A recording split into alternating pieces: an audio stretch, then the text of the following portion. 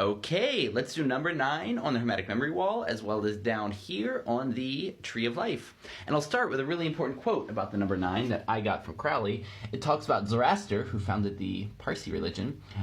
Zoroaster says the number 9 is sacred and attains the summit of perfection.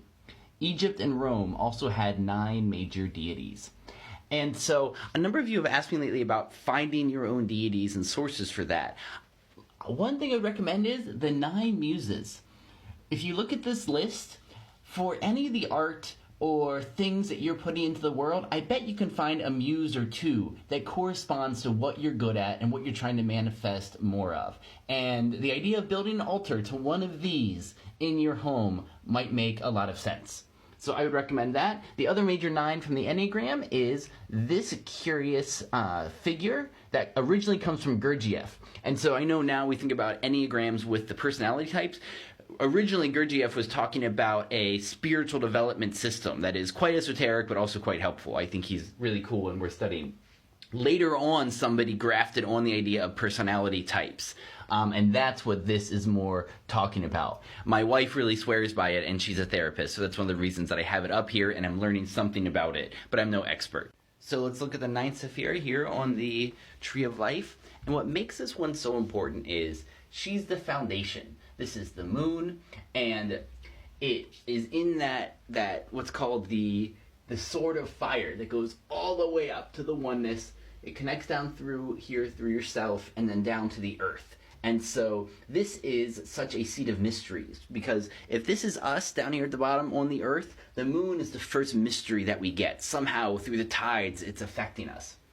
And so the first thing that's worth noting is how connected this one is to the rest. Through the art card, it goes up to the sun, which is yourself, if this is seen as a microcosm of the body. Through the sun card, it goes over to Had, to splendor. From using the star card, it goes over to victory. And then it goes down to earth through the very last card of the major arcana, the universe, the world. And so this is a foundation of the entire Tree of Life. And so it is seen as the seat of great crystallization of energy, the storehouse of all forces. It's also sometimes called the righteous one. That comes from Proverbs 10:25. The righteous one is the foundation of the world.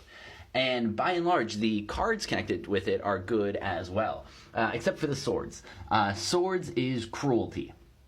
And then in the New Orleans Voodoo deck, it is also the celestial go-betweens. They're the transporters of power.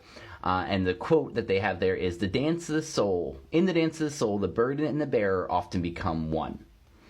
So then you have the Cups card, which is happiness. Here, it's Madame La Lune in the New Orleans Voodoo deck. So that's one who grants use of the magic mirror. And the magic mirror is something that can see inside yourself, but also into the world. And so you have the young moon that travels to soft places of the heart. You have the black moon, the wise and secretive form, the mother of all mysteries. So the moon and Madame La Lune is stability through change.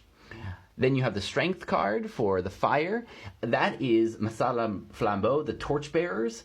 They are the ones who help turn the magic mirror and its beginnings as molten glass, and they carry the 2 pillars of the Tree of Life. So that is fiery distillation in alchemy. And then finally, the Earth card is Gain, so another good one. And in the New Orleans Voodoo deck, the Earth card is always your Orisha, the force of nature. And so in that case, this is Yemaya, the mother, the ocean. And just to clear up one thing that people have asked about. So this is number 9. Her sacred number is not the number 9. This is just where she's placed on this Tree of Life in the New Orleans Voodoo deck. And so, you have Shango over here. His number is not 8. It's just that's where he's placed. So there's a difference between where they're placed and what their actual sacred numbers are. So this is how the moon fits into the whole thing. She is a resting point, and that's what the number 9 represents. So for all you lovers of number 9 out there, it makes sense.